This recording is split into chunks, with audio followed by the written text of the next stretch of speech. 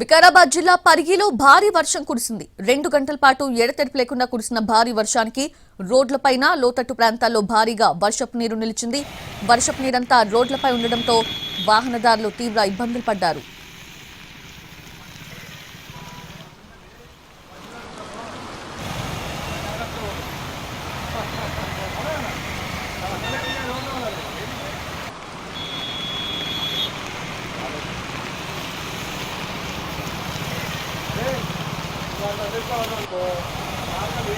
వికారాబాద్ జిల్లా పరిగిలో భారీ వర్షం కురిసింది. 2 గంటల పాటు ఎడతెరిపి లేకుండా కురిసిన భారీ వర్షానికి రోడ్లపైన అలానే లోతట్టు ప్రాంతాల్లో భారీగా ఆ వర్షపు నీరు నిలిచిపోయింది.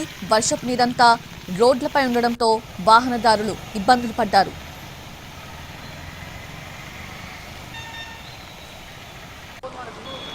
మరోవైపు నాగర్ కర్నూలు జిల్లా కేంద్రంలో గంటన్నర నుంచి ఎడతెరిపి లేకుండా భారీ వర్షం కురుస్తోంది. రహదారులు జలమయమయ్యాయి. ప్రధాన రహదారిపై రాకపోకలు నిలిచిపోయాయి.